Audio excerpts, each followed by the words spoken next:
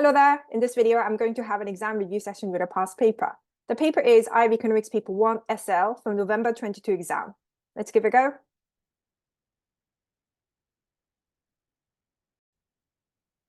Question 1. It's about the country Bangladesh and its ready-made garment industry. Question A1. Define the term absolute poverty indicated in bold in the text.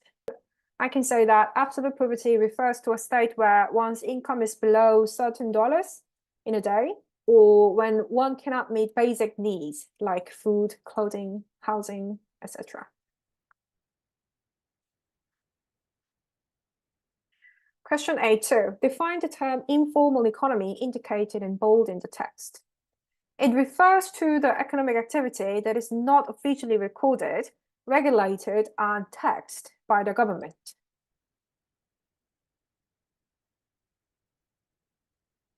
Question B1. Using information from Table 1, calculate the unemployment rate for Bangladesh in 2019.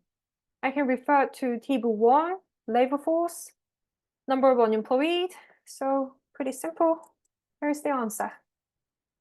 Assume a shirt was made in Bangladesh and priced at 400, and it is equivalent of a US dollar this much. Using information from Table 1, calculate the price of this shirt in US dollars in 2019.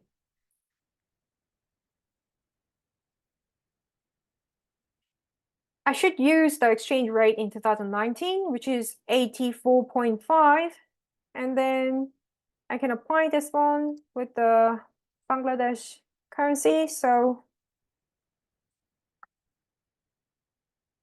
I can get the answer as this one.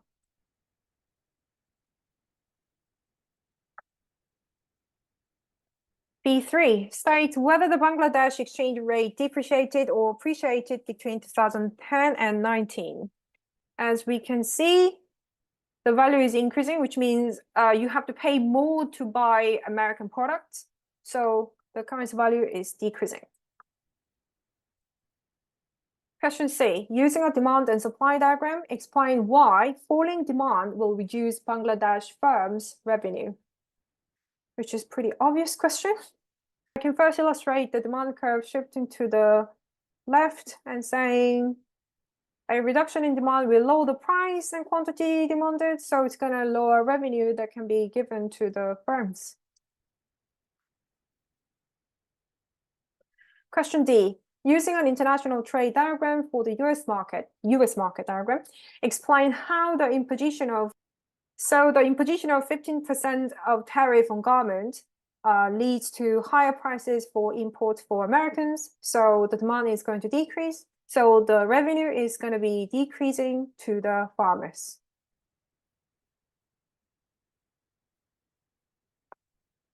Question E, using an exchange rate diagram, explain how the change in imports of goods and services from 2010 to 19 is likely to have affected the exchange rate of the Bangladesh taka. So to buy more foreign goods, Bangladesh people have to supply more of their currencies. So it's going to increase the supply of the currency, which means the currency is going to be depreciated.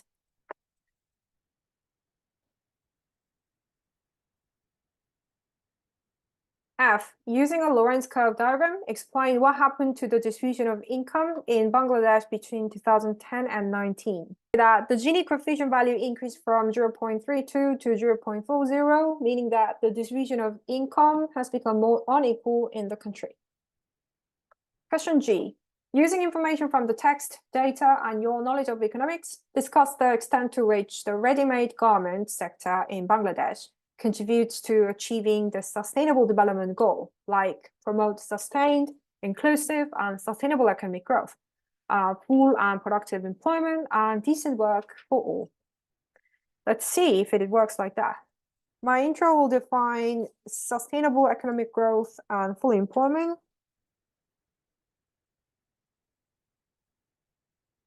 First, I can discuss the positive impact of the ready-made garment sector when it comes to achieving sustainable development goals. This time, I'm going to focus on quantitative economic growth. Ready-made garment sector is the business sector that can provide jobs at the moment. considering the trend of unemployment increasing in the country, this sector is working quite well. Also, it can provide opportunities for women to get employment, which can reduce the wage gap between genders. So both can contribute to increase more equality and resulting better health and education for family members, things like that. And the ready-made garment industry facilitates the movement of the economy towards the manufacturing sector, which can contribute to increase higher value product production. The industry is eligible to satisfy the condition of PTA, so it can trade the items with more beneficial terms. Also, there is expected higher demand from China, so this industry is expected to contribute to achieve quantitative economic growth.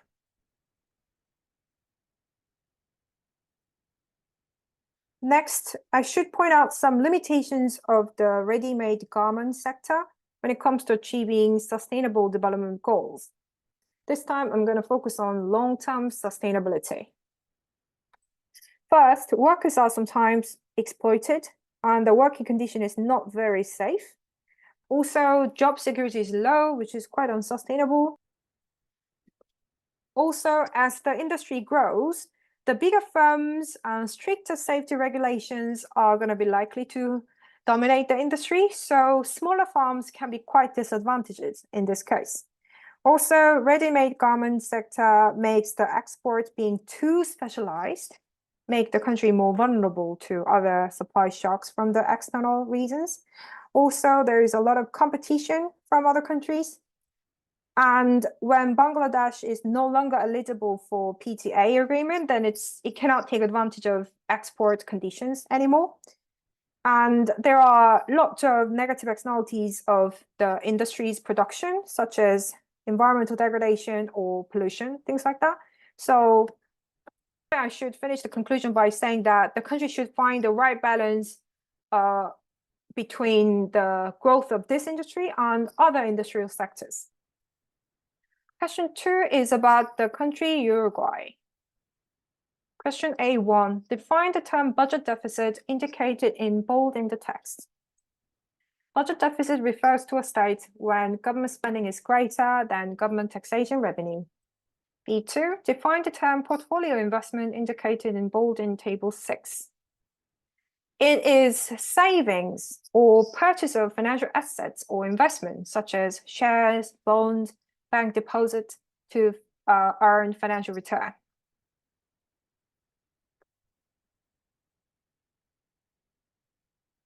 Question B2, using information from text E and table 3, calculate the income elasticity of demand for healthcare in Uruguay between 2010 and 18. Okay, the expenditure change between 2 years, income change between 2 years. Yes, pretty straightforward. Then I can do the division, then I can get the value, which is the YD. B2, using information from table 6, calculate the current account balance in 2019.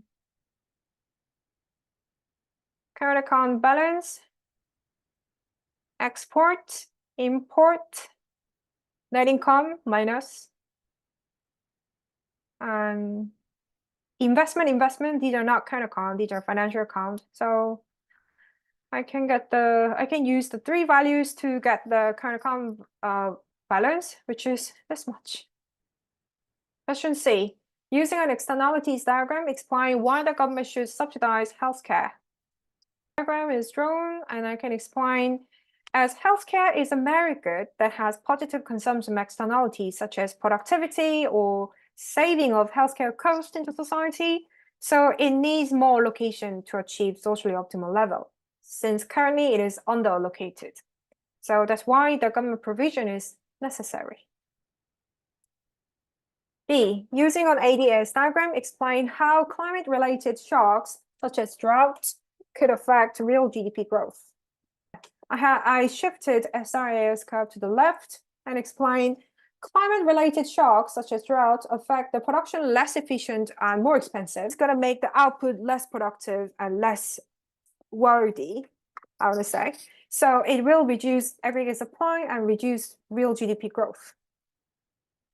Question E, using an international trade diagram, explain the effect on consumers in Uruguay if a quota is imposed on cheese imports from the EU. The quota imposed on imported cheese will cause the product price to increase because demand curve, quota curve meet in here, and the price increasing compared to PW, and quantity decreasing compared to QD without quota, and it's with quota, so the consumer surplus will decrease. Question F, using an exchange rate diagram, explain how the central bank in Uruguay can use reserve assets to prevent the depreciation of the peso. I shifted the demand curve to the right and saying to prevent the currency depreciation, the central bank can sell its own foreign reserve asset to buy its own currency. So it's going to increase its own currency demand by selling foreign reserves. So it's going to make the currency appreciated. Question G. Using information from the text, data, and your knowledge of economics, evaluate the effectiveness of the government's macroeconomic policies in achieving economic growth and economic development in Uruguay.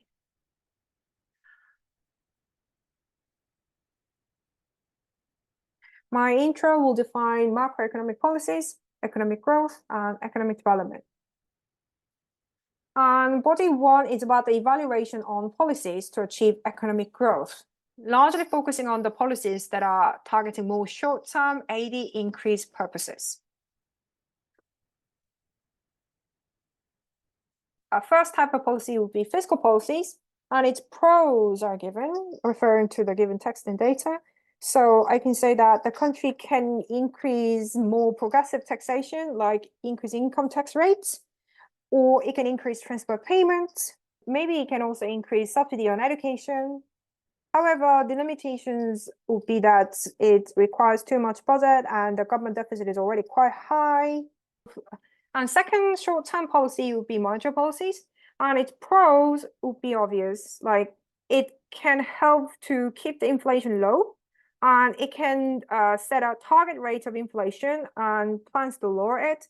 Also, it can contribute to encourage more investment by lowering interest rates. However, the thing is, the sector is not well developed. Also, the interest rate is already too low. So the further reduction of interest rate may not be that effective. Body 2 is about the evaluation on the policies that aim to achieve economic development, which is focusing more on long-term and aggregate supply-oriented development. First, I should talk about supply-side policies, including its pros, like interventionist supply-side policies can be used to increase spending on infrastructure and education, and it can increase competition and efficiency. Also, it can make the labor market more flexible and attract more FDI and export diversification. However, such policies may increase inequality and poverty if the market is too liberalized and too free market-based. Also, supply-side policy requires too long time to observe the impact. Also, excessive construction of infrastructure can damage environment. Last policy that I can recommend is industry diversification and trade promotion policies. When it comes to talking about their pros, these kind of policies can increase exports due to greater diversification. Also, it can allow greater market access to the other countries. Also, it allows cheaper imports. However, too much imports can somehow harm the domestic industries, including rural areas, industrial sectors. Also, it can create over-reliance on export of agricultural sectors and then decreasing self-sufficiency of the other goods production. All right, this is the end of paper 2. Thanks for watching. Bye.